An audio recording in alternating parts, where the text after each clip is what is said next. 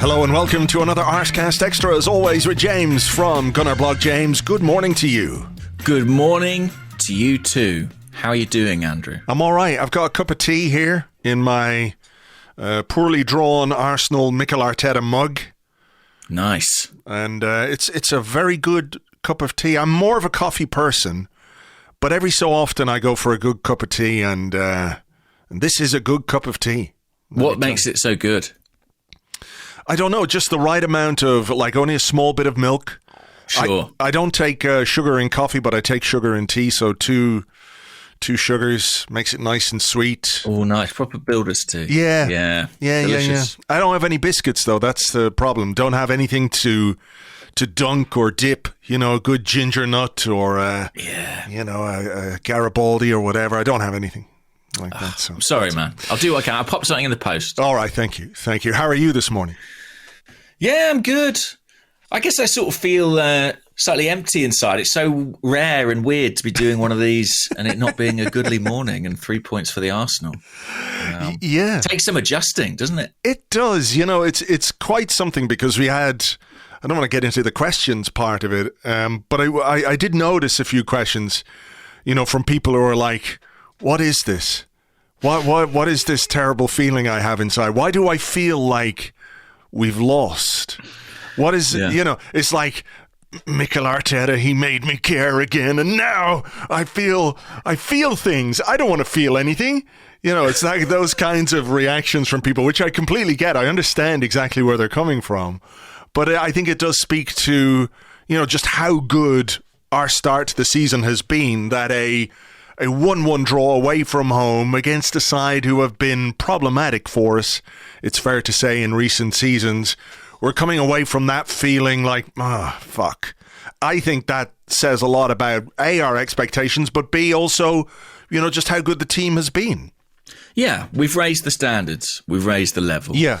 And so, we are really looking at this like 2 points dropped. I think, given Southampton's position in the league and various things like that, it would always have felt like that. I think particularly given the pattern of play, particularly in the first half, it again feels like 2 points dropped. But, I do think once they got their goal, and, obviously you're hoping Arsenal can kick on and get a winner. But I also, in the back of my mind, was thinking it is important we don't lose here. I know those 2 points are really precious, but I just think for our momentum, the defeat would have been a real kicker. So sure, disappointing to not win, but I agree with you. I think that tells you a lot about how far we've come. The degree of disappointment we all feel. Sure. Plenty to unpack in this one, because, it was a game, I think, full of incident, some of which will frustrate us more than others, no doubt. And, I think that the gut feeling I have anyway, just sort of before we get into the nuts and bolts of it, is that in recent years, I don't think we've come away from Southampton and been able to say we should have won that game. Yeah. And I think yesterday we should have won that game. We had the opportunities to win it, and that could be why people are getting a little bit anxious. They're fretting a little bit about certain aspects, and we'll obviously discuss those. But, silver lining to the cloud of dropping 2 points is that, when you look back on the game objectively, look at the chances, look at the opportunities that both teams had, we are culpable for not making the most of those, but we should have won the game based on the amount of chances and the quality of the chances that we had. So I think I can take some comfort in that, even if other aspects of that particular thing might be worrying, if that makes sense. Yeah, I think that's true. I think this game was quite reminiscent of the Leeds game in some respects, in that I thought that Arsenal's first half performance was much stronger than their second half performance, which was certainly true at Ellen Road. I think this was a better performance, don't get me wrong, than the Leeds one. And funnily enough, we won that game. But in that game, the calls went in our favour, largely, the officiating. And I think it's fair to say that in this game, they did not. And sometimes that is the difference, isn't it, between 3 points and one. And this felt like one of those afternoons. But I also think there is a culpability on Arsenal's part too, in terms of the chances that we passed up. And I've seen a lot of talk about, we didn't dominate the whole game and the intensity dropped. And I do think to a degree that is just absolutely inevitable with the schedule that Arsenal have. I think the key thing is you capitalise in the moments where you are on top. Yeah. And I just don't think we did that enough. We never got the second goal, which would have killed the game. For sure. And I think the schedule is an important consideration as well, because, we all looked at October and said, that's going to be tough. Yeah. That is going to be tough. Playing every 3-4 days, how are we going to cope with this? And some days are going to be better than other days. I don't think you can overlook that as a consideration in maybe how we fell away in this game and didn't do as much in the final 20-25 minutes as you would have liked after the Southampton goal. I think that could be part and parcel of the schedule. Mikel Arteta was very clear that we didn't do the simple things right, and I think he's absolutely spot on there. Too many passes went astray, players getting caught in possession. We'll come to that. But I do think we have to look at the schedule and maybe look at, a squad which isn't quite as deep as we might like to cope with that schedule. And inevitably, I think it will catch up with you to an extent. I don't necessarily think we were, I saw the word fatigued being used quite a bit. And maybe there was an aspect of that with one or two of the players. But I don't really think that was an explanation for what went wrong in the second half and in the final 20 minutes. But we'll come to that. Team selection. I think pretty much as expected, but Takehiro Tomiyasu started at left back. Yeah. I love him. He's a great player. But I think I said before the game that I would like to see Kieran Tierney start to give us a more sort of natural overlapping fullback on the left-hand side. And we know the way Mikel Arteta wants the left-back to play, and certainly in those central areas, Tomiyasu is very good. He's a left-sided centre-half for Japan. He can slot into that midfield position pretty easily. But what he doesn't give you is an outlet on that left. And I know a lot of what we do from the left-hand side is cutting in from left to centre, if you like. You see Martinelli do it quite a lot. Gabriel Jesus very often will drift out there and then come back into the centre.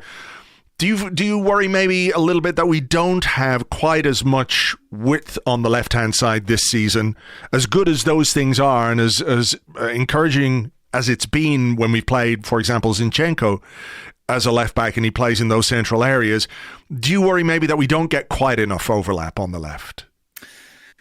I have to say I don't particularly, because I think Martinelli spends a lot of time in that area of the pitch, and also Granit Xhaka overlaps quite frequently when we sort of get into the attacking third. And, it's becoming quite a common sight to see Xhaka swinging in across from sort of outside the width of the penalty area.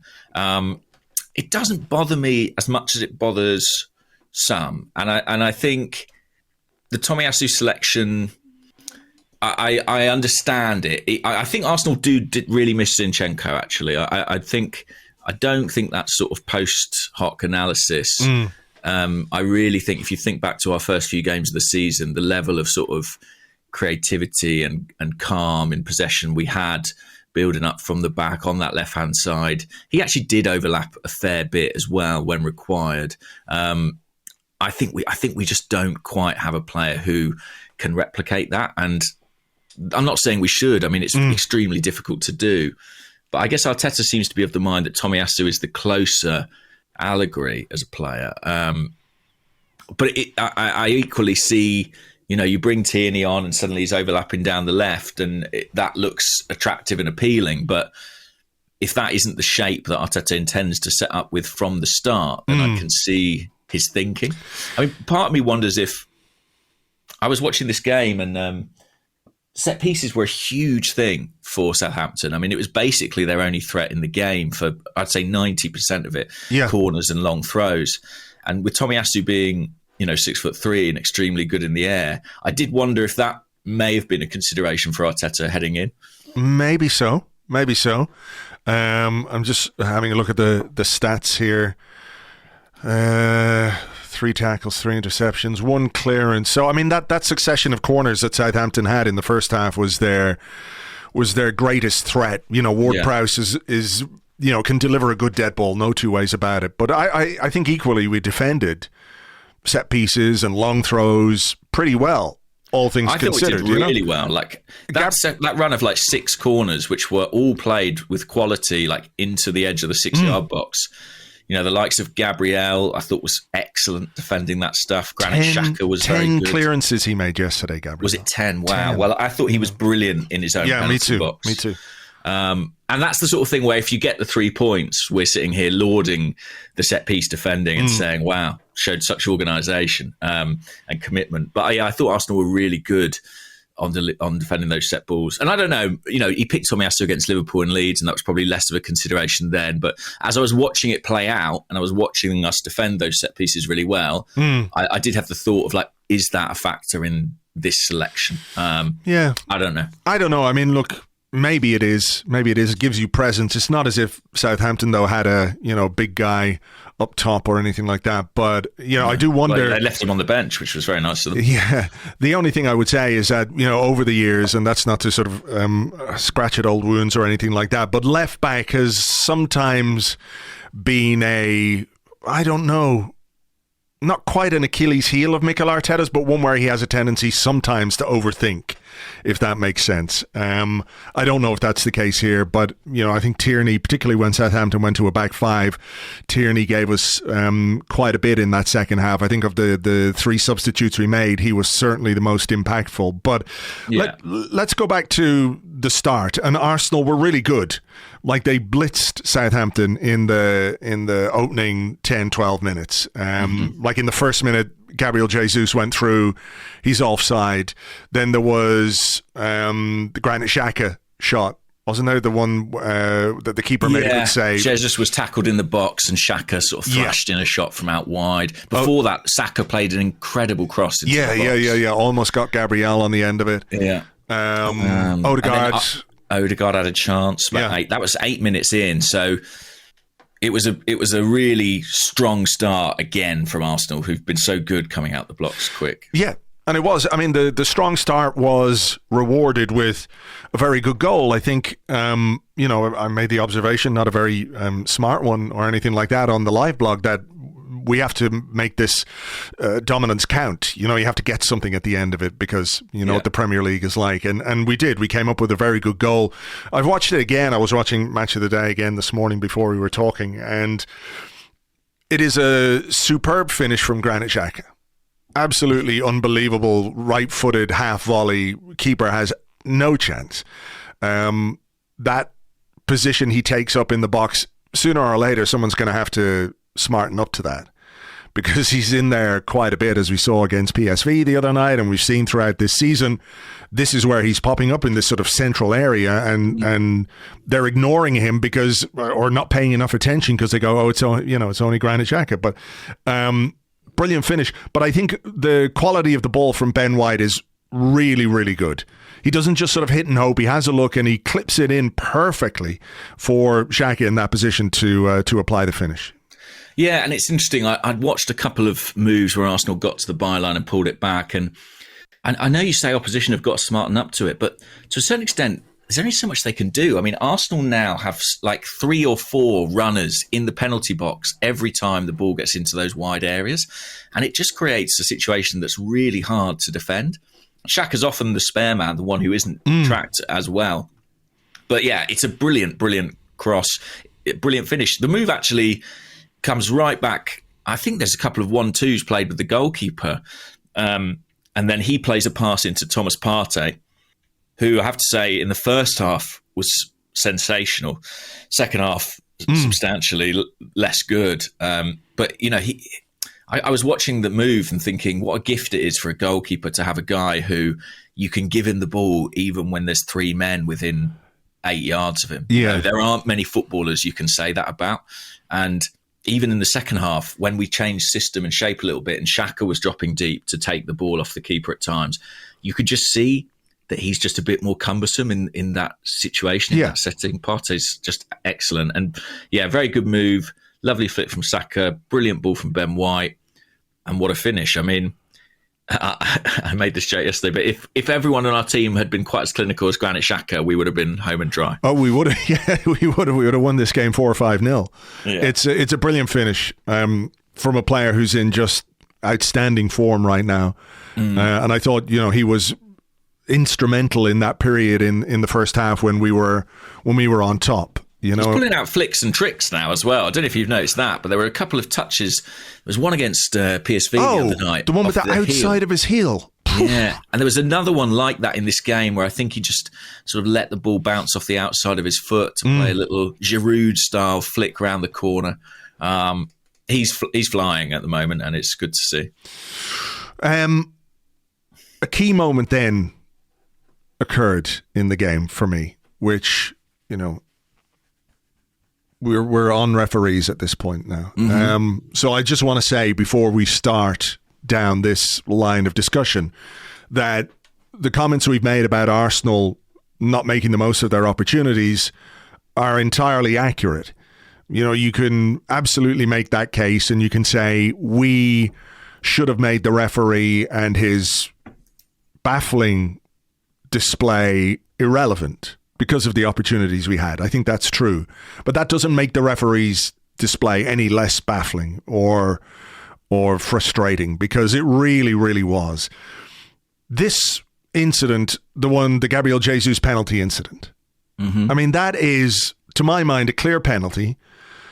It's very possibly a red card. If you were being super generous to Southampton, you would say that there is another defender making his way over who might be there to cover, but he does not make any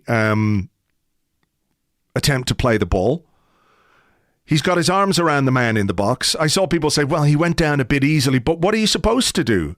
When you're a forward in the box, there's a guy pulling at you and grabbing you, and he's got his arms around you. What are you supposed to do? You go down. There's no two ways about it. For me, that's a penalty, potential red card, and if we score the penalty, it's 2-0 against 10 men for 75 minutes. That's a very different game. Yeah, I agree. My only thought on it is I'm not sure if the foul started outside the box and what that would mean for the ultimate decision.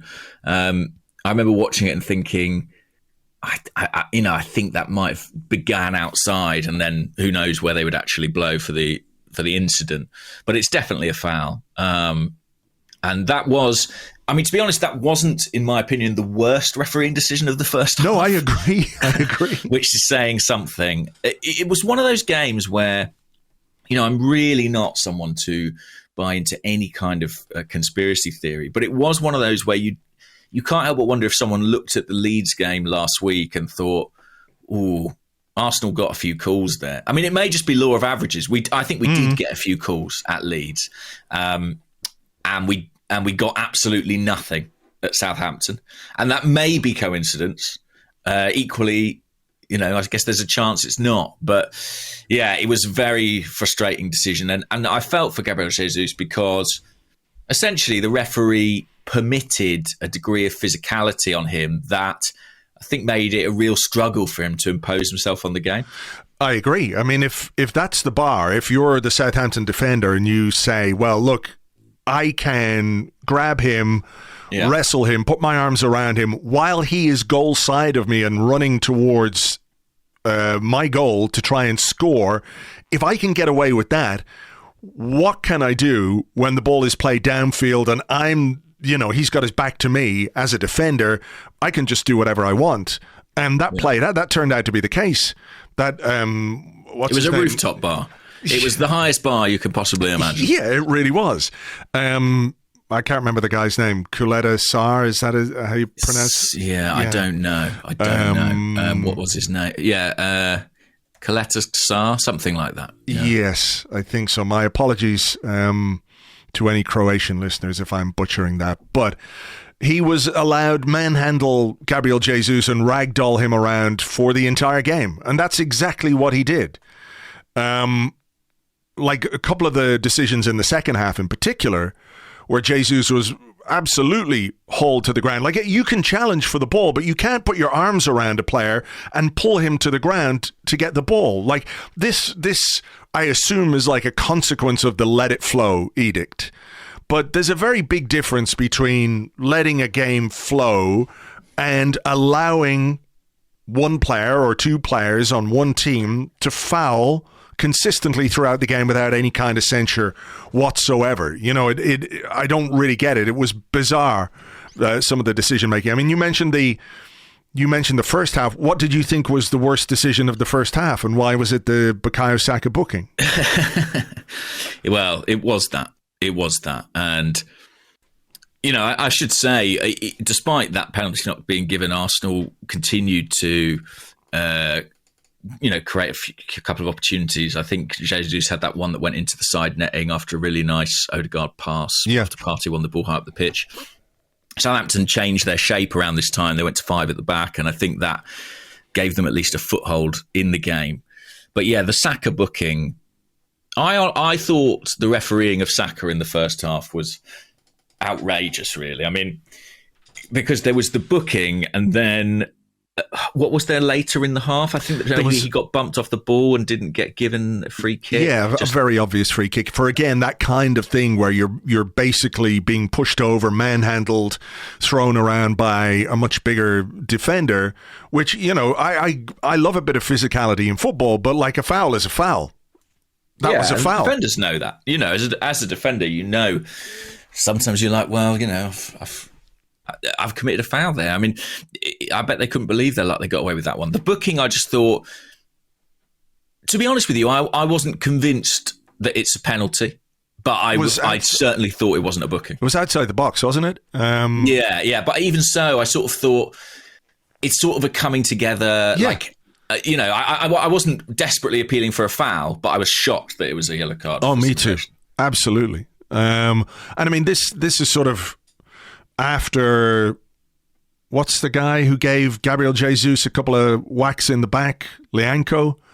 Yeah. If you see that, yeah, that was crazy. I mean, he swung an elbow and he actually hit him. It's not like this sort of. It's not going to win you a world title fight, that kind of punch. But but it's still people sent off for much less. Yeah. Like leaning their head towards somebody. Douglas Luiz was sent off the other night, wasn't he? And or like raising their hand to touch a player's face or whatever it might be, as has happened at the end of the second half with Nketiah. Yeah, and that guy, he gave Jesus a couple of whacks. I mean, you can't do that in a sort of VAR era and expect to get away with it, unless apparently you're playing in this particular match. I mean, if you are a conspiracy theorist, I gather Southampton have never lost with this referee in charge. So. Well, apparently neither have we. So, I like that. I like how quickly that shoots that down.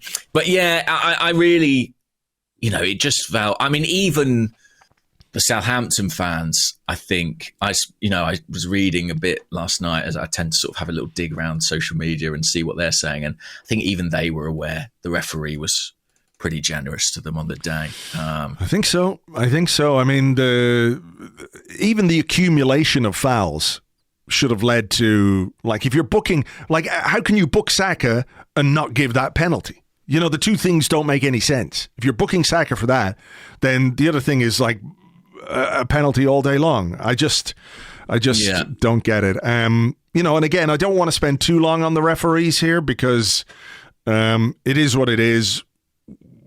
It was terrible. It was really bizarre. It made me question what I understood about the game and about. There's a good snore from your little dog. From Bell, yes. Yeah. Just in case anyone thinks that was like, one of us farting or something like that. That was definitely your dog. What's good is we can fart and it will pass as a snore. Yeah. That's right. The real bonus. Okay. Action stations. Why do you think she's in here? But what I was saying was, like, just some of the decisions made no sense on any logical level to me based on how I understand the rules of the game. What's so weird is that other noise you just heard was Siri inexplicably talking on my iPhone, and it said, "I'm not sure I understand." So maybe it has been watching replays of the referee decisions as we've been speaking. I mean, for context and for balance, I do think that we've had a decent run of decisions in the last few games. I'm sure people will take issue with that, but I think if you look back over the last half dozen games or so, we've done all right. with referees.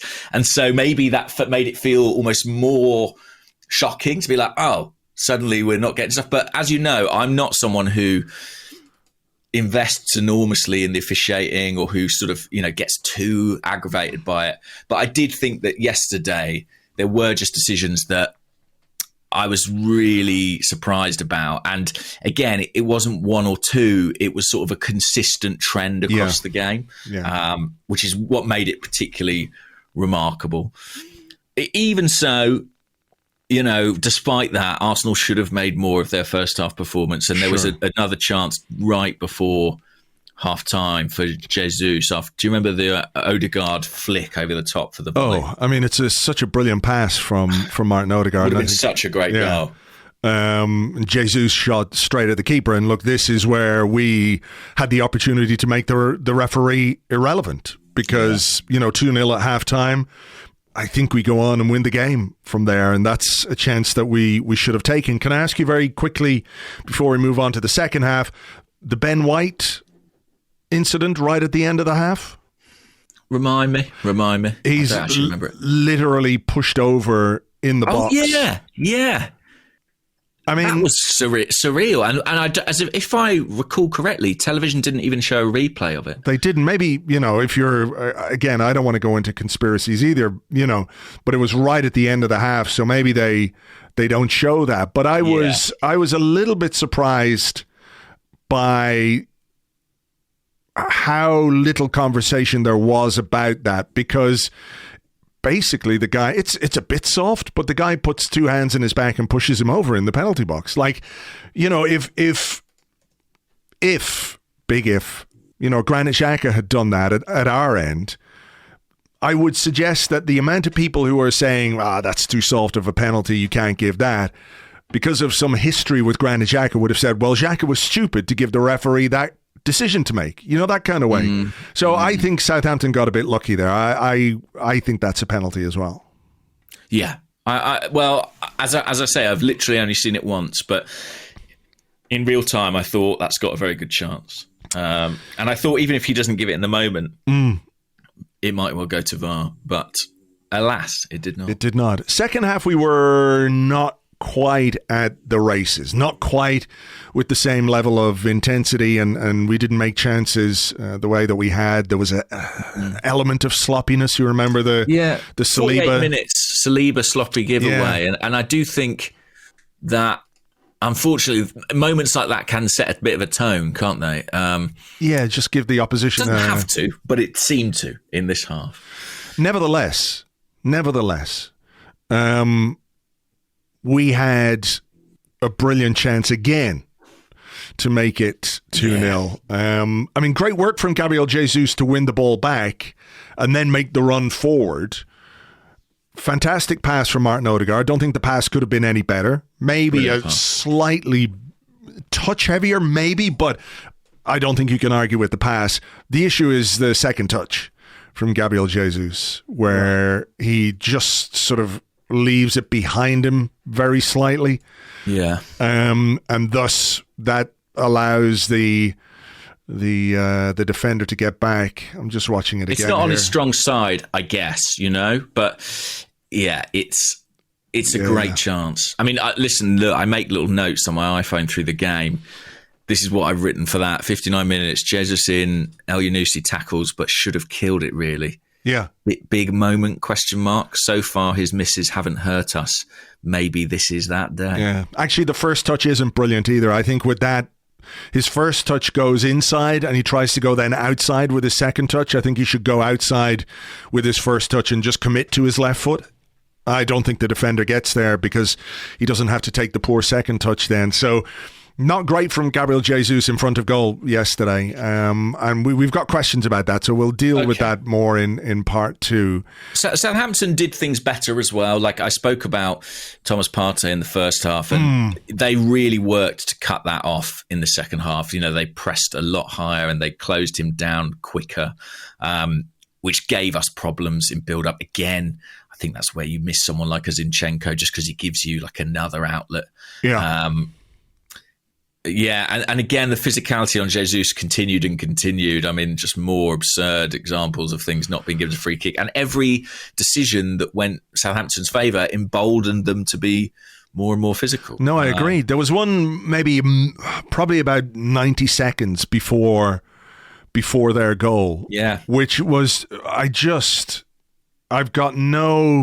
looking at it again here. It is absolutely ridiculous that we don't get a free kick. Yeah. He's basically got two arms. It's a long ball from Ramsdale. Here it goes. Jesus. Now he's got two arms around him, pulls him over, making no attempt to play the ball. He's playing the man the whole time. And that should be a free kick to Arsenal, 4 or 5 yards outside the Southampton box. We don't get that.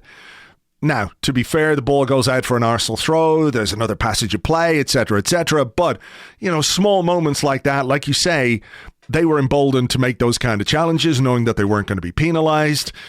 The momentum of the game changes a little bit when you can do that. From that free kick, we've got a couple of players who are pretty decent from set pieces. I'm not saying you're going to score from there every time or anything like it, but it just might give you a little more control. But from there, Southampton get the ball back. I think a Martinelli shot or cross, deflects into the arms of the goalkeeper and they work it up the pitch. What do you think of this goal? Because I think if we'd scored it, we'd be saying that's a very nice goal. There's a brilliant dummy on the halfway line. Yeah, takes Partey and Saliba out the game. And that creates a bit of an overload for them. I mean, it is a well-worked goal. Like, fair play. I'm watching it again. I mean, there's always things you could look at from an Arsenal perspective. Sure. For example, does Saliba need to commit as high as he does? And he's beaten by that dummy.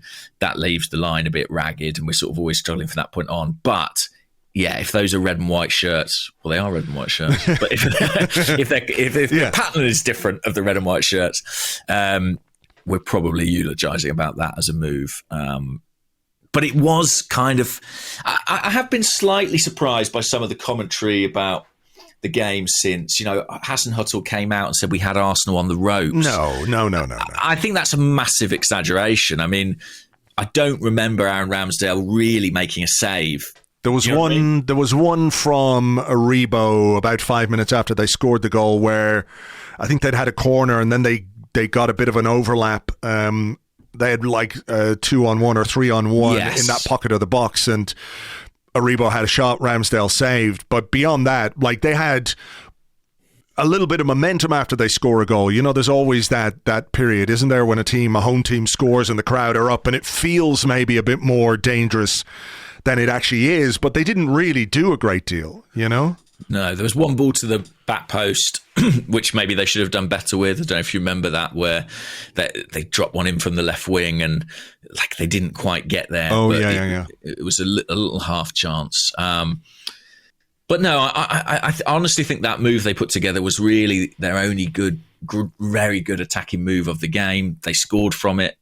Fair play.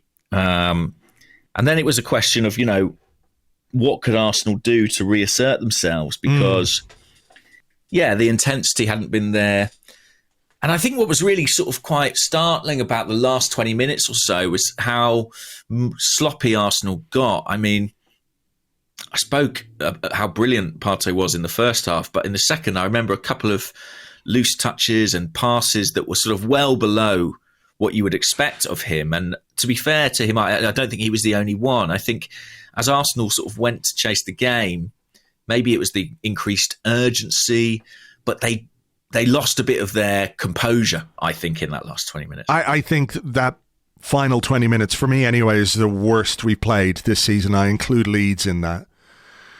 Really? Yeah, simply because I think, we're capable of much better. And it was not as if we were fighting against the tide the way we were against Leeds. That way, like the whole of the second half, we couldn't get into the game at all. The problem in this instance, I think, was that when we had the ball, and we had plenty of it, we didn't do anywhere near enough with it, or what we did wasn't good enough. Like I said, Arteta said the simple thing. So, it's players getting caught in possession. It's getting, tackled from behind, being unaware that there's a man coming, misplaced passes, wrong decisions.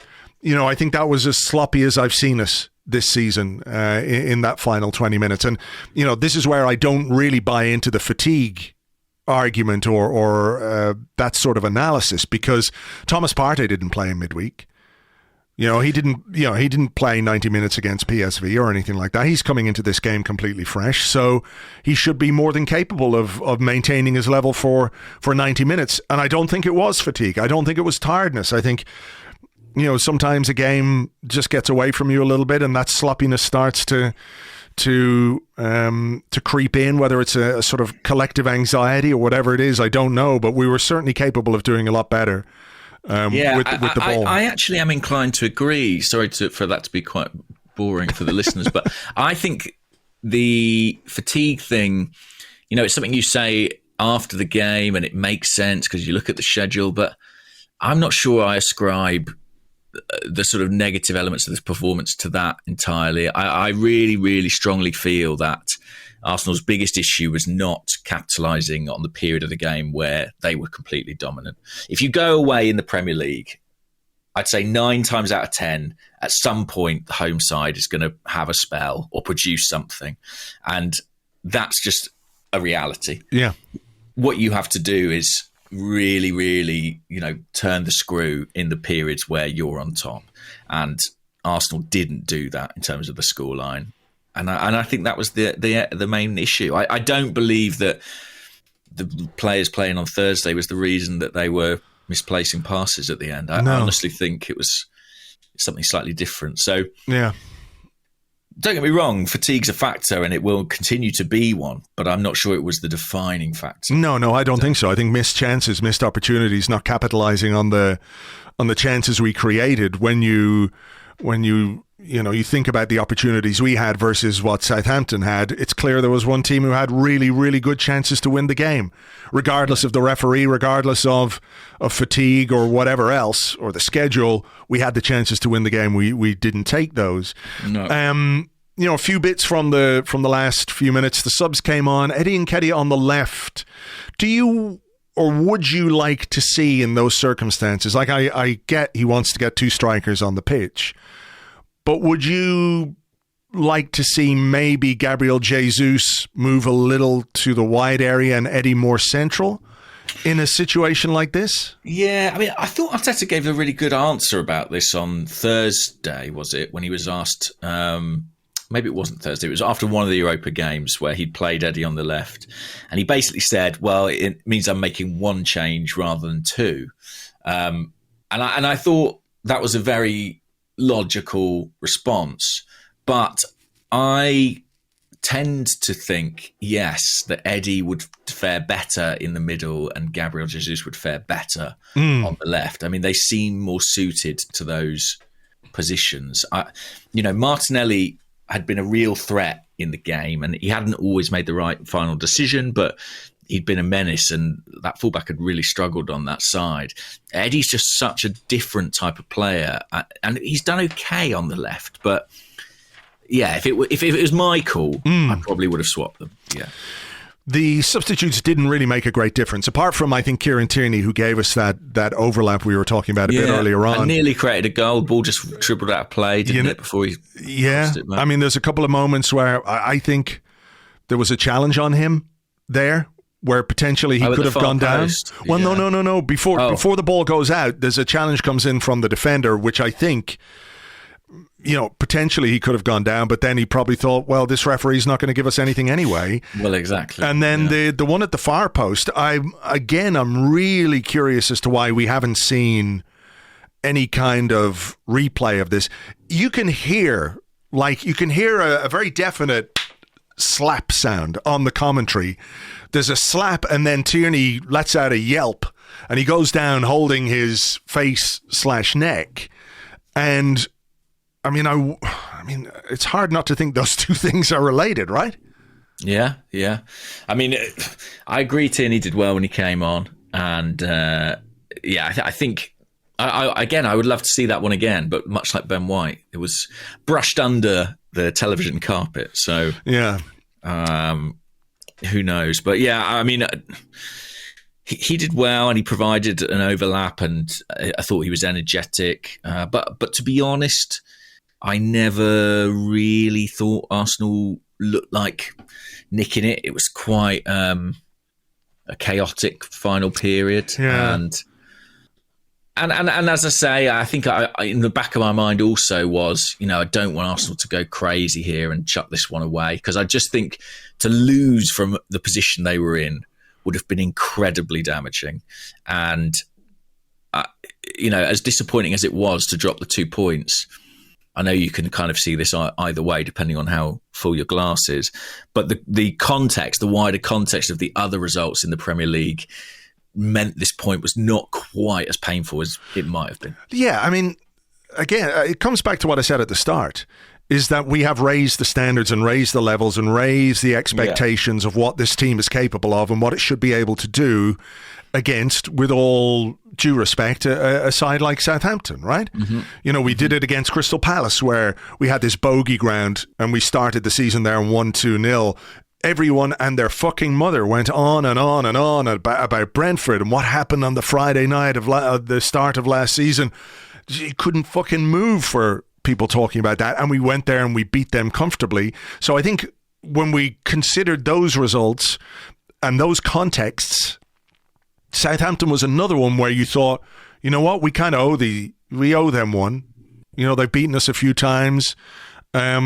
This is another game where we can show that we've got what it takes, So I think that adds to the disappointment. Overall, though, 1-1 draw away from home in the Premier League in the course of a season, is not a bad result. I think based on the chances we had, you could say, okay, it's a bad result because we should have won the game and all that kind of stuff. But standing back a bit and with a bit of daylight, a bit of distance, I don't think a 1-1 draw away from home in the league is a bad result per se. And like you say, the other results in the Premier League were pretty favourable. There's an inevitability about Manchester City doing what Manchester City do, right? Sure. But elsewhere, Spurs got beaten. Liverpool, even though they're some way back, they got beaten. Manchester United. That's significant, yeah. Manchester United and Chelsea, drew, so they both dropped points. So in the context of the entire weekend, while I'm as frustrated as anyone else that we couldn't get it over the line, I think, it's not bad in the grand scheme of things. And maybe, to have come away from Elland Road with 3 points after not playing particularly well, and to come away from St. Mary's with a point, having played pretty well, but not that well in the second half, that's 4 points from 2 games where maybe we haven't been at our best, which isn't a bad return. And I think one of the interesting things for me anyway about this season is like, how do we react? How do we cope when, it becomes a little more difficult, where the confidence isn't quite at 100%, where the passes don't quite go? Like, how do we pull ourselves back out of that? And I think that's where we are. And to be there with 4 points from 2 games when we haven't played as well as we can, I still see that as a kind of progress. Oh, yeah, I do too. And I think 4 points from these 2 games is probably more than fair. I think it's a very decent return, especially given, the way the games went. I think Southampton, honestly, were really lucky. Feels a bit harsh, but I think that, a draw was the most they could have got, possibly. Like, if you played this game and it played out 10 more times like this, I think Arsenal probably win 7 or 8 of them. Yeah. We didn't quite get the breaks in terms of the finishing and the refereeing decisions. But I suppose I'd rather be talking about a match like that than a game where just Arsenal haven't performed at all. And I do think it will be lost slightly, but some of the football Arsenal played in the first half was really, really good, I do think. I agree. And the thing we have to do is just focus on being more efficient in the final third and taking those chances and making sure that when we do create those opportunities, whatever the referee does, whatever the opposition do, is sort of not relevant to the discussion. Like, we could be laughing about the referee this morning. Well, I don't know if we would be laughing about it, but you know what I mean? It would be a sidebar, whereas I think because of what went on in the game, it became more important, you know? And what we can control and what we can't control. We can never control the referees. We can control what we do with the chances we have. I think it's very difficult to win away from home scoring only one goal. It's as simple as that. You know, Arsenal have kept a number of clean sheets on the road this season. It's really impressive. I think they'd had maybe 4 consecutive away from home. But you can't do that all the time. I mean, you know, the home team is going to score. So if you want to go away in the Premier League and win, you need to be sticking 2 or 3 away. And that second goal would have killed the game whenever it came, I think, to be honest. Had it been in the first half, Arsenal would have been in quite a comfortable controlling position. Had it been in the second half, I think the same thing would have happened. So a real shame that we didn't get it. But we move on. And, you know, after 2 Premier League games on the road, the prospect of a home fixture against Nottingham Forest, albeit a team who will be on a high, having just beaten Liverpool, looks pretty appealing, you know, to be able to come back to the Emirates in the Premier League and the atmosphere there. Yeah. I feel pretty confident going into that one that Arsenal can get 3 points, and I think everything will feel better after the next win, I'm sure. Yeah, I think so. And look, we have to acknowledge it has been a bit of a tricky away run, you know, when you consider the trip to Norway, trip to Leeds, trip to Southampton. There's a home game against PSV in the middle of it. But back home in the Premier League, I think is going to be important for us, and hopefully we can put things right in the next game. So, All right, will we take a break? Let's do it. Let's take a break. Plenty of questions, so we'll come back and do those in part 2 right after this.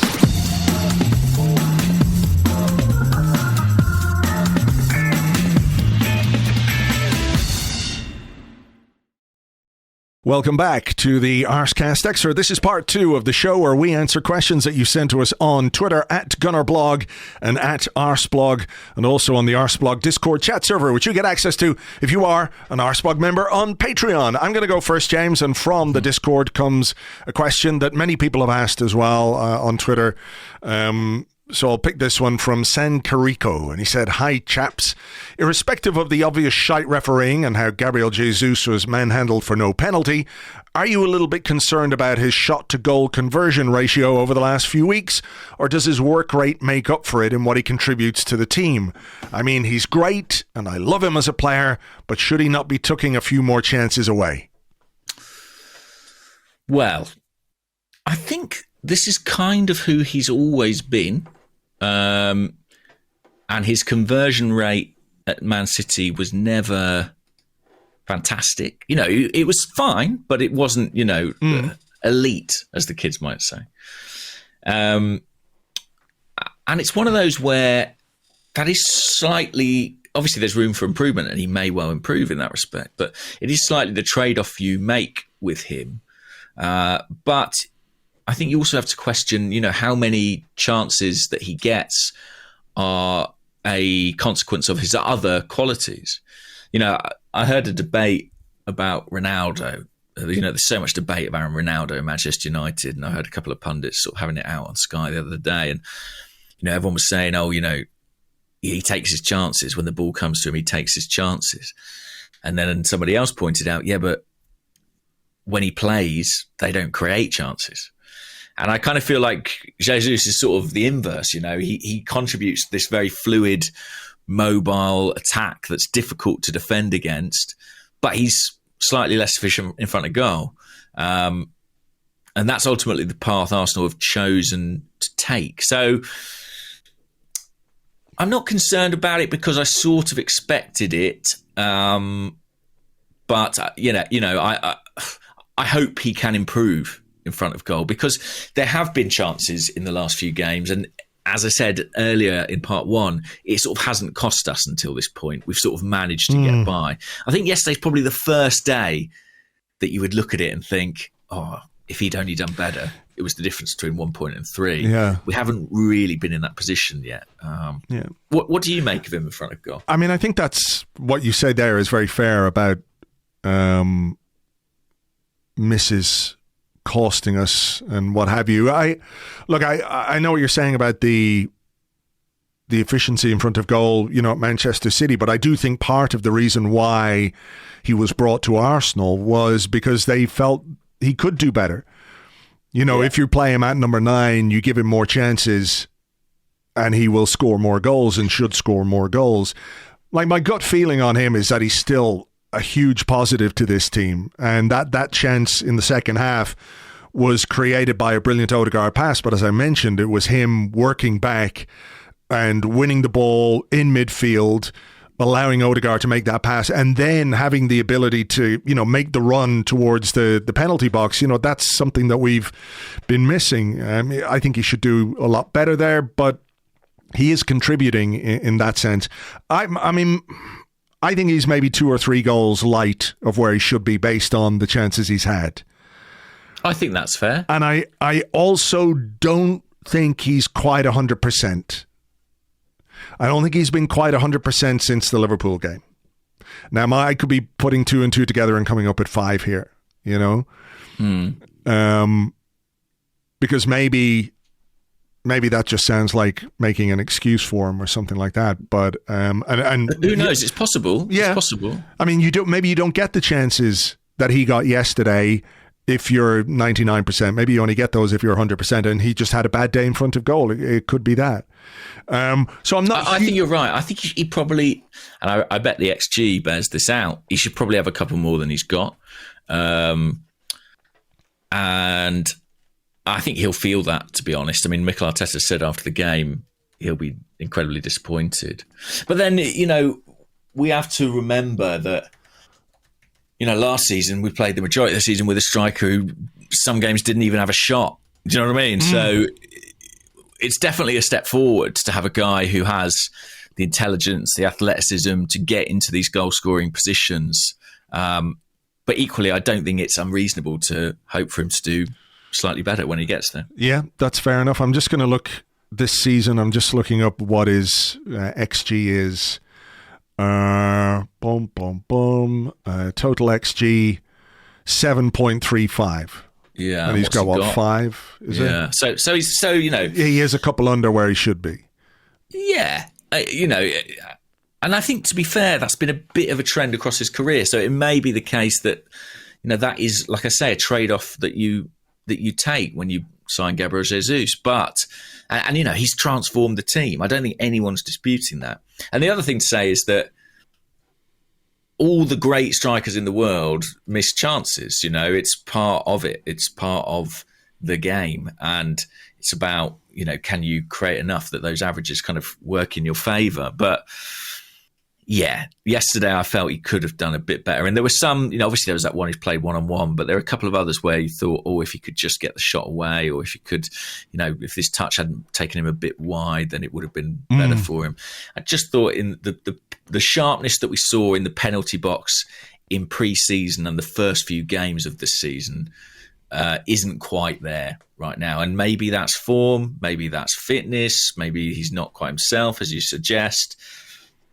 But yeah, there's been a little dip in front of goal. I saw a few questions as well from people asking, should Eddie get a start at centre forward? I mean, I don't think I'm ready for that, to be honest. I think what Jesus brings to the team overall is really positive. I think he'd be the first to tell you that his finishing wasn't up to scratch yesterday. And I think Mikel Arteta referenced it as well. Like, he said something about, if he scores 2 goals when he should have had 4, he's going to be unhappy. So he's going to be really unhappy about a game like yesterday. So it's about how he responds next time out. And, maybe next week we're talking about a Gabriel Jesus in front of goal that has put Nottingham Forest to the sword. Fingers crossed.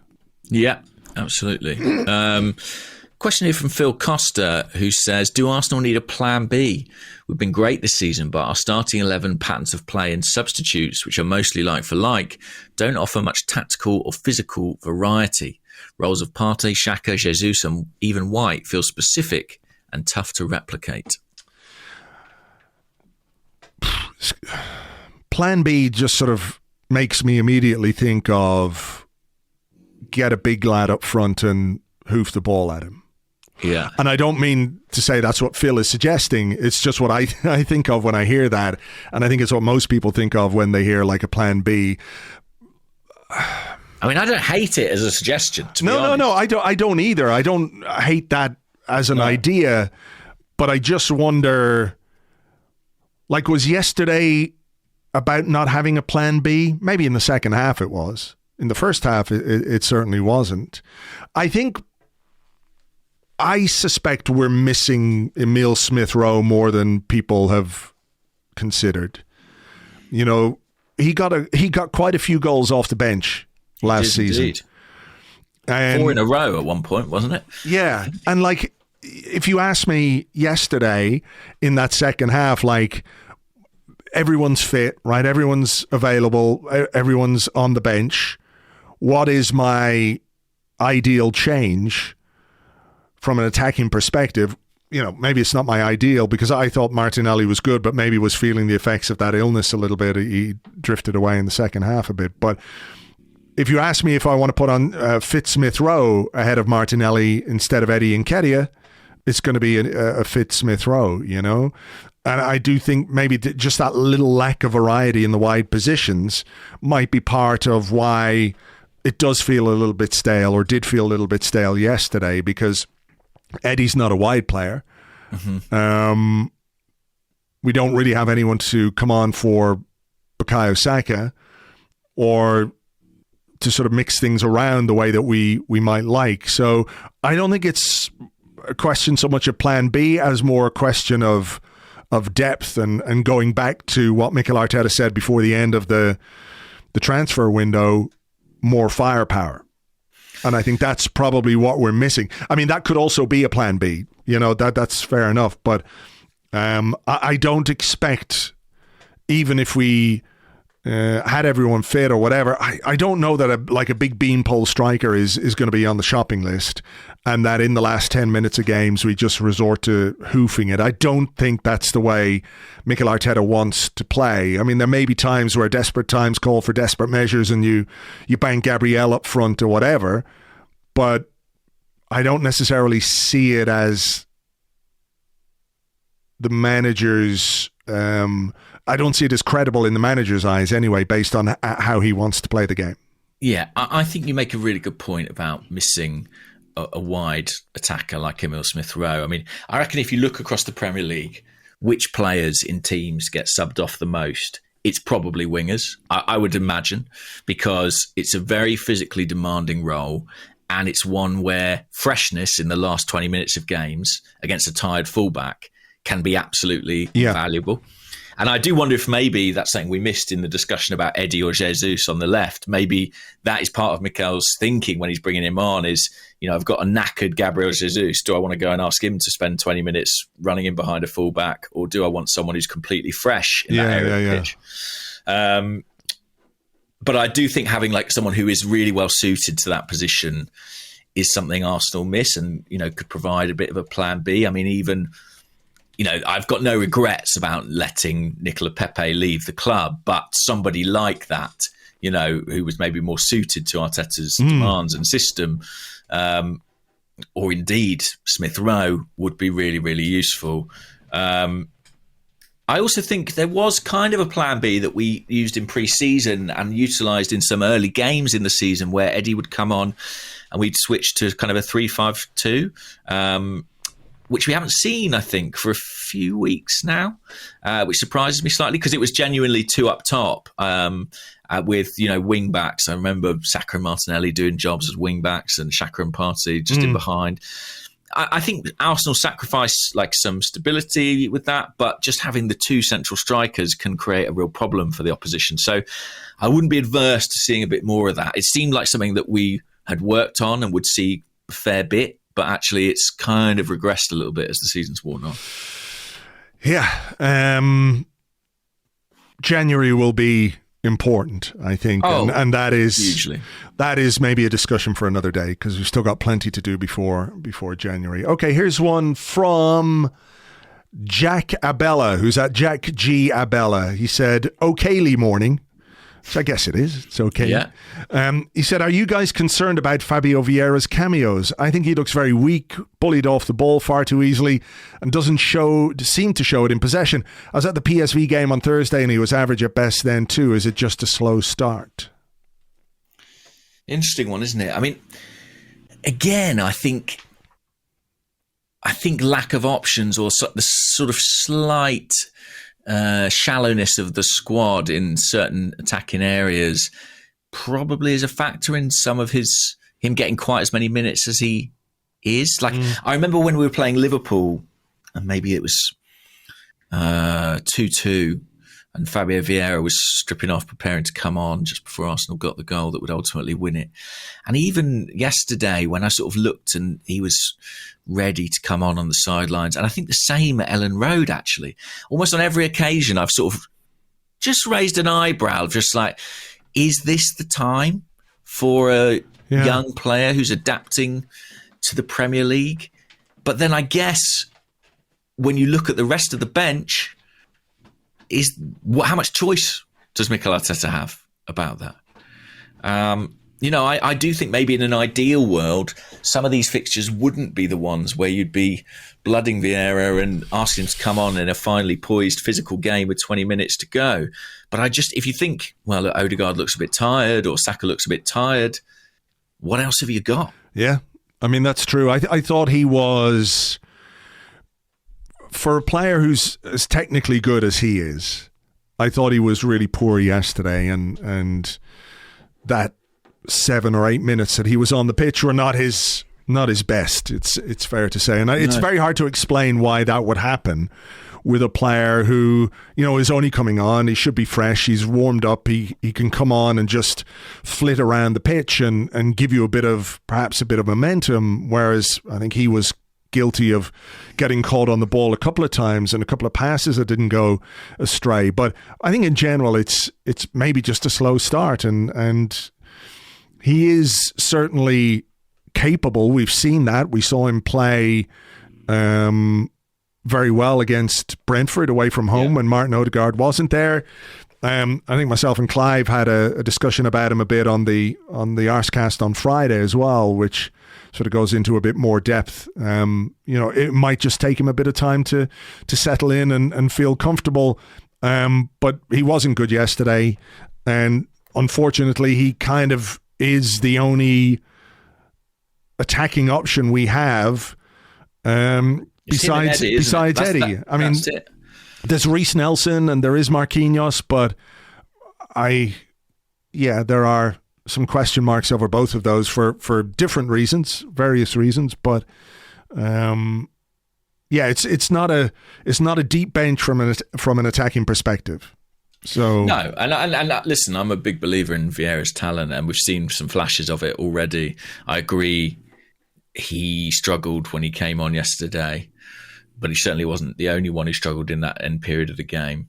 Having been fresh, you'd like to think he'd do better there, but I do think that he's probably coming on in situations where if Arteta had another option, maybe he wouldn't go for Vieira at this particular point in time. But he doesn't really have that many options. And I think that's sort of a fascinating part of, the big discussions about rotation and resting players. But it is a relatively small pool that he's working with. And I think that has to be remembered, Yeah.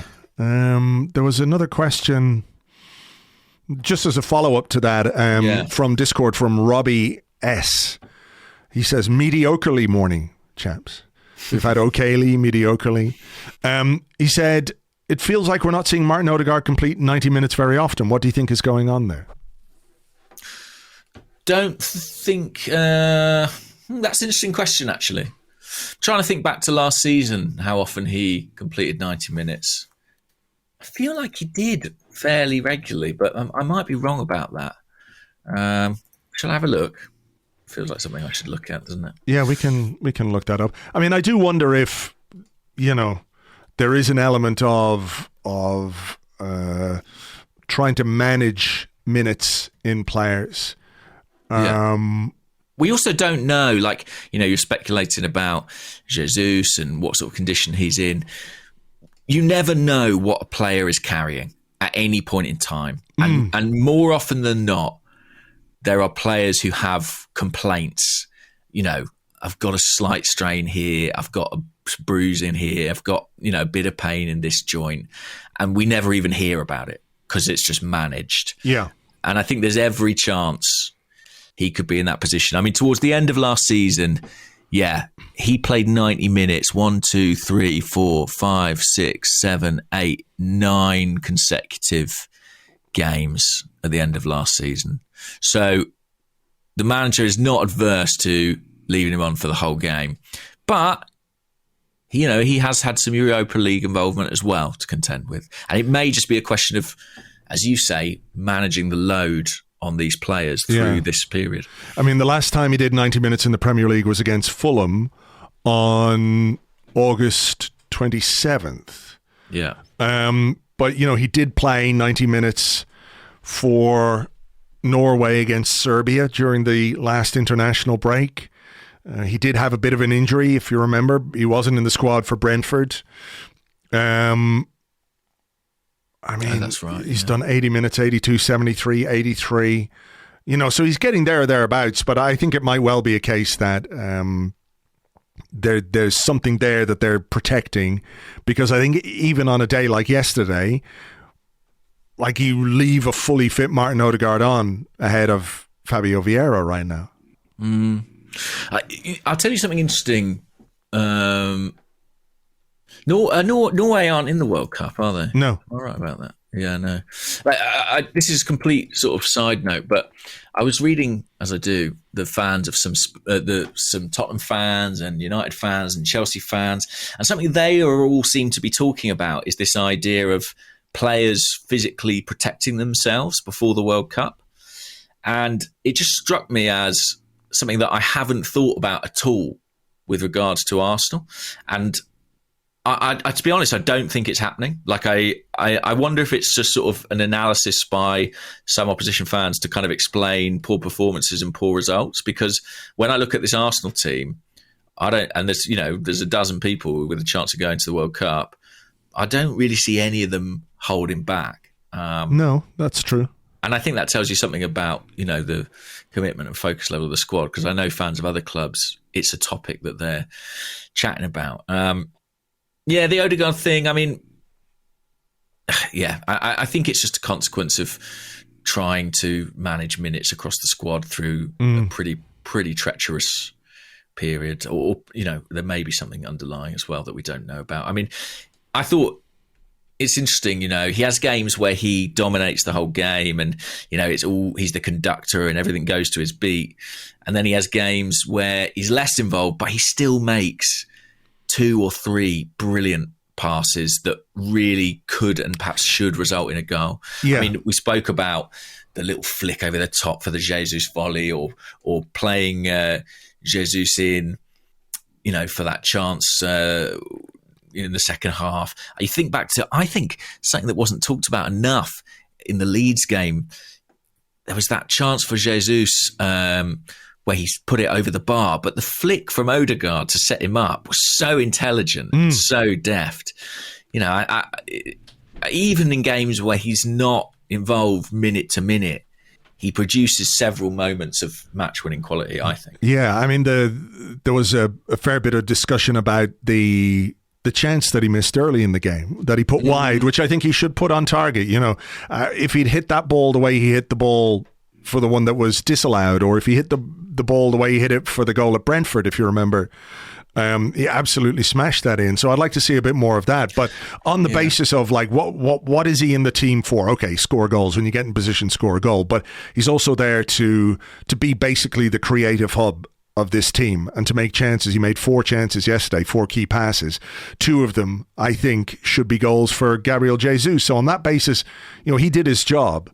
A creative player, ultimately, his assist stats are only as good as the finishes that are applied at the end of those passes, So I'm not necessarily worried about Martin Odegaard or his form or anything like that, but we'll have to see how it plays out. I see Kevin De Bruyne is running away with the assist chart, and it's like, obviously he's a fantastic player in his own right, but it doesn't hurt the bloke who's got in front of him. You know what I mean? Like, give him the ball, you get yourself an assist. But I think Alex Iwobi might be second. 5 assists this season. He's having a fantastic season. He sure is. What a great assist that was for, I think, Everton's third goal. Yeah, really nice. Little back heel.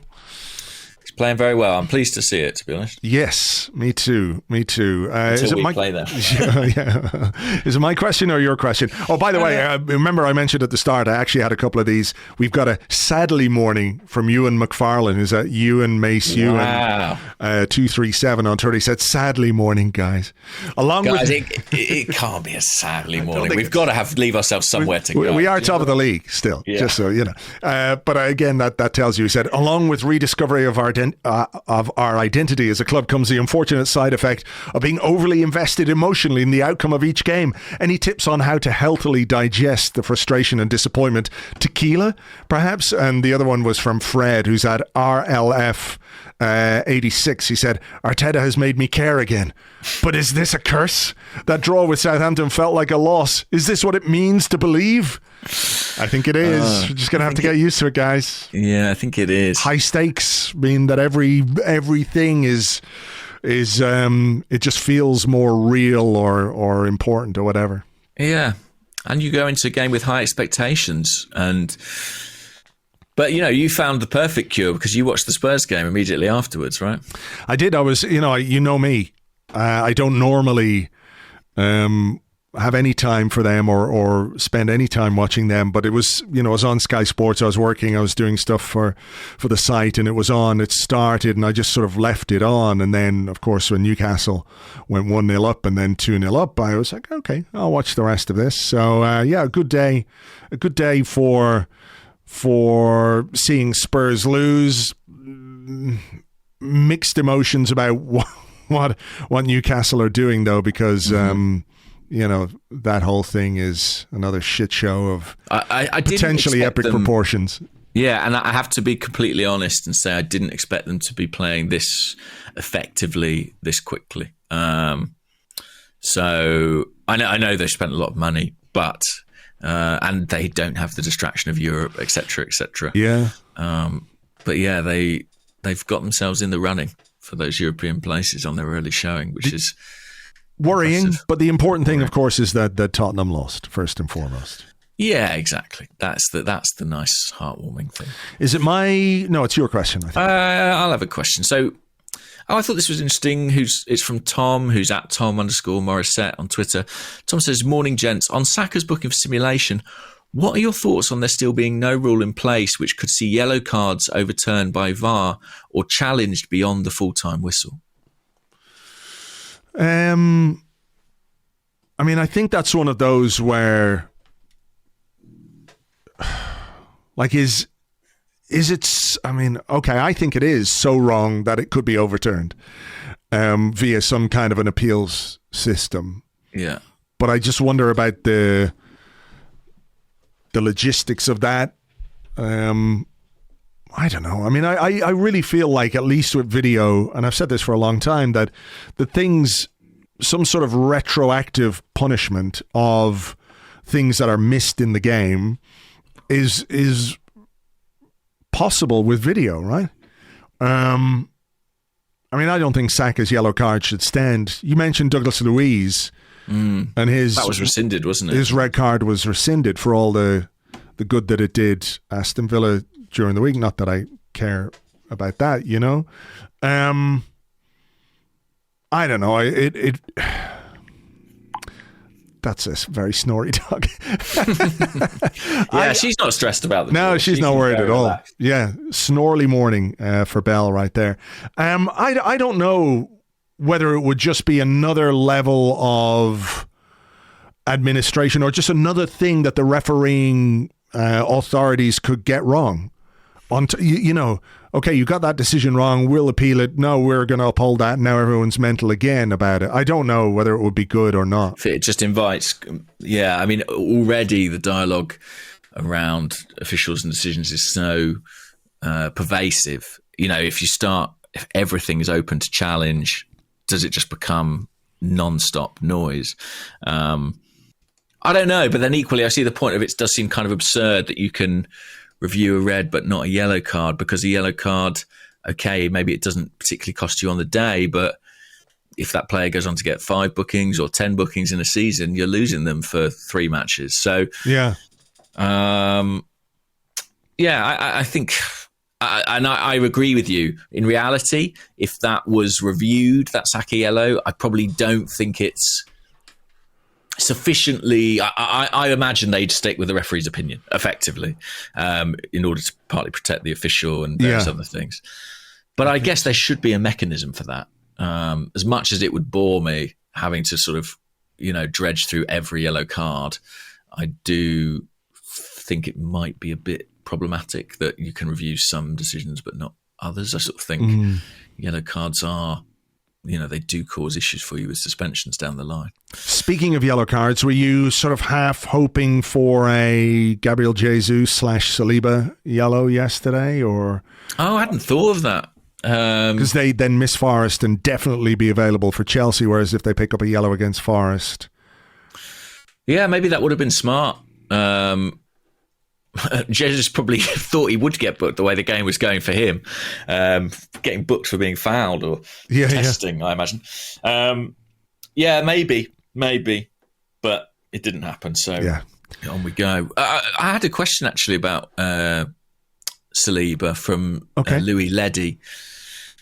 And they said, "Morning, lads. Is Saliba's main weakness players running in behind him? I've noticed when we concede goals, it tends to be when players are running off the back of him."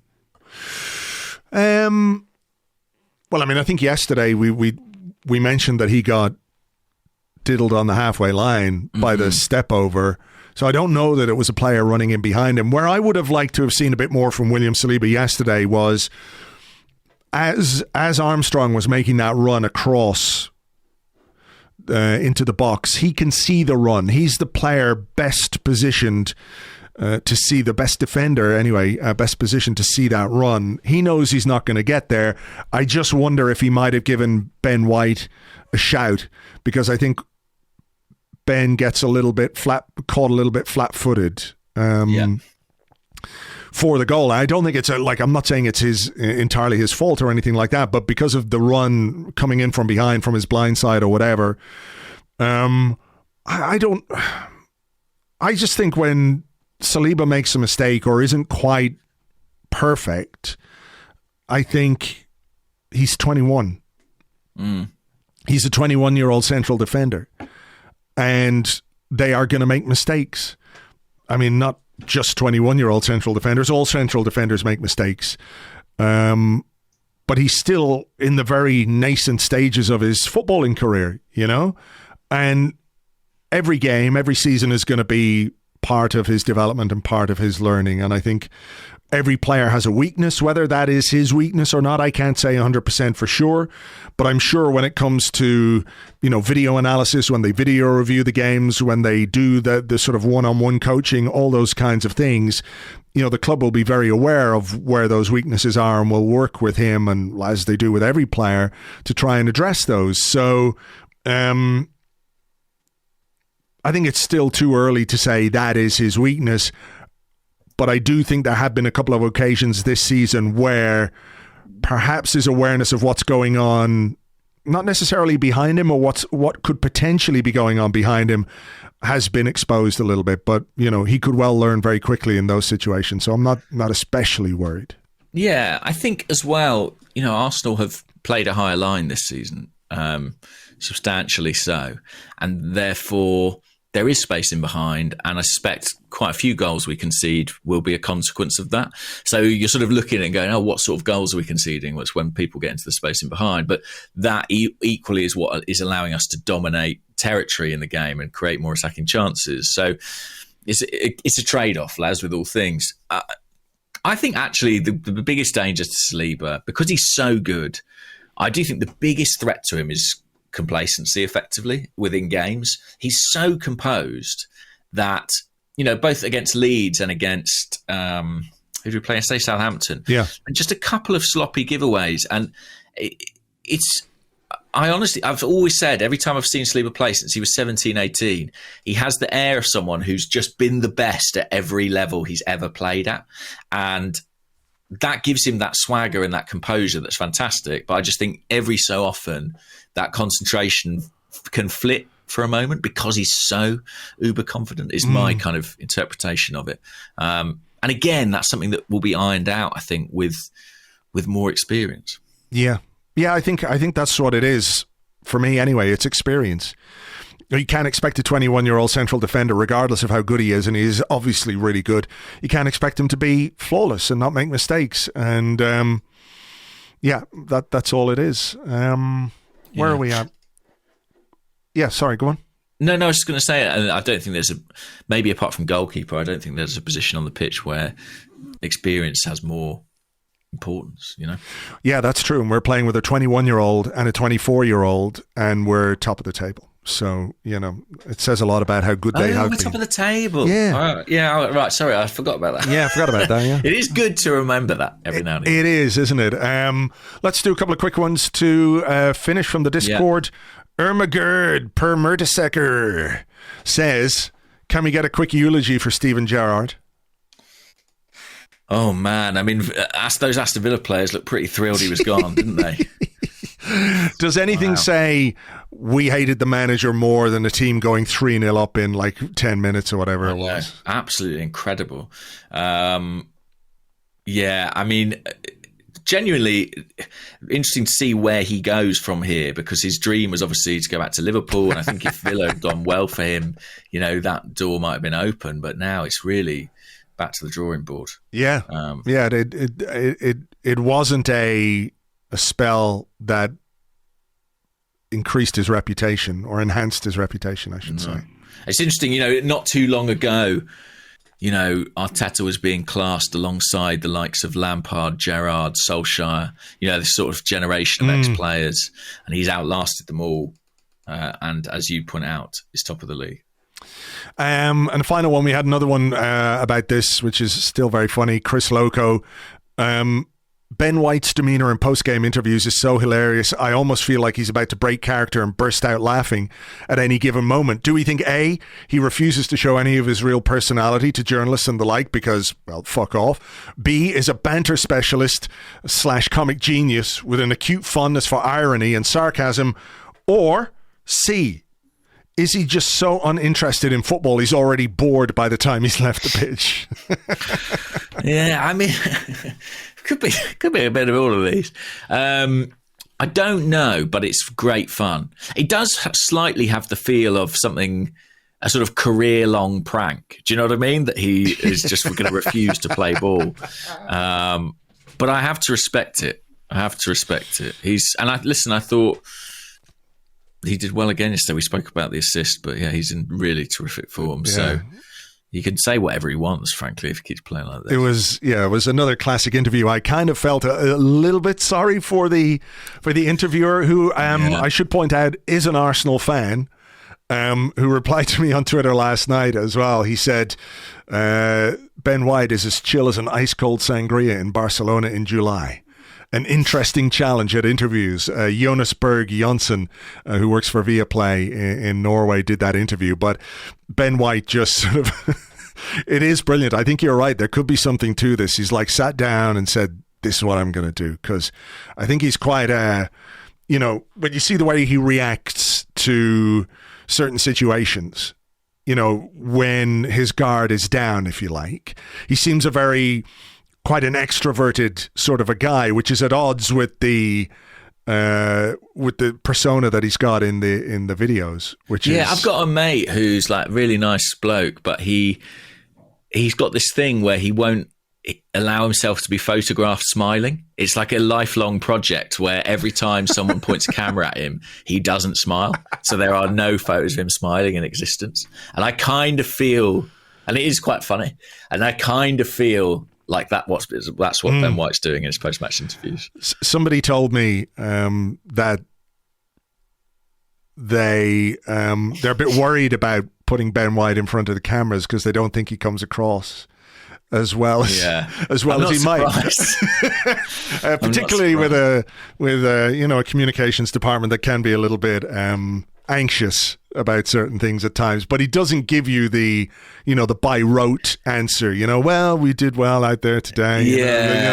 The media trained answers. I'd never interviewed him. I would love to. Got to get him on the podcast, maybe. Yeah, I'd love to, and it would be a hell of a challenge, I suspect. I think he's got what I would call a healthy suspicion of the media.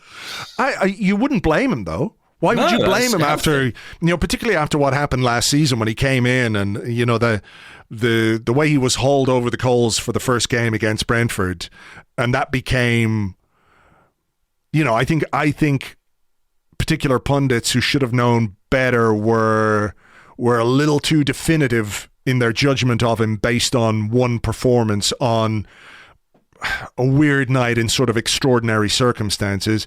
And I think he's genuinely found it a little bit hard to shed that tag that a lot of people made their minds up about him based on what they said that night. And I think it was completely unfair. Yeah. Well, it's interesting, because as Arsenal fans, we're looking at the England squad. Some of us are, and sort of, I think all of us are wondering, why isn't Ben White being selected, not just for the England squad, but the England team? And we're maybe not seeing that degree of clamour replicated in the wider media. And, genuinely, in a point of seriousness, maybe Ben White's media persona plays into the fact that there aren't people batting for him. We've seen it so many times where a manager who's like good with the media, gives them good copy, gets talked up all the time, a Redknapp or Mourinho or whoever it might be. And there are certain players who I think manage their media commitments really well. I mean, somebody like Declan Rice, for example, is super media friendly, and then suddenly all these journalists turning around saying he's a £150 million player, captain. I do think there is something to that. Ben White refuses to play the game. He just refuses to play the game, which I respect enormously. Me too. I love it. But may contribute, I guess, to the perception of him outside of Arsenal. I think that's fair, but I've got much more time for the way he approaches it, and there are and have been a couple of really fun interviews with him in the last couple of weeks because what it is, it's just so different from all the usual post-match stuff. Do you remember there was one like was it last season or maybe during one of the lockdown seasons? I can't quite remember, but I think James Maddison came out and spoke about, could have been, I can't remember whatever game it was, but he touched on a couple of things that happened during the game on a tactical level, right? I don't think he was sort of groundbreaking in terms of what he was talking about, but he was. It's almost unusual or unique for a footballer to go into that kind of depth in a post-match interview, and everyone's raving about this post-match interview, which of course is a lot more interesting than we'll get our heads down and work hard on training ground and do better next week, etc., etc. But I think it speaks to the paucity of quality in these post-match interviews, and that's not necessarily either to be critical of the people asking questions. I just think by their very nature, these kind of interviews get you a certain kind of answer, and very, very rarely do they go beyond that. So if Ben White is doing it differently in his own way, I'm on board. I'm on board with this. I think he should be out after every game. Yeah, with Arsenal's media department sweating, stood off to the side about what he might say. But, it's interesting. Maddison's a great example. So I agree that was a good interview, and it was great for the media as well, gave him something to get their teeth into. Now you've got plenty of journalists banging the drum for him to be in the World Cup squad. He's another player who handles his media profile well. And I just think Ben, for whatever reason, just absolutely isn't interested in that. And that's fair enough. Listen, I really like him personally. I mean, if Ben White doesn't make the England squad for this World Cup based on his form this season, it's just absurd, particularly with some of the absences that England have. diplomatic silence from you there, James. Okay, that's it. We are going to leave it there for now. It's a busy week, of course. PSV coming up later in the week in the Europa League, away from home, a chance to top the group. For now, though, thank you as always for being here. Hope you enjoyed the show, and we will catch you on the next one. Bye-bye.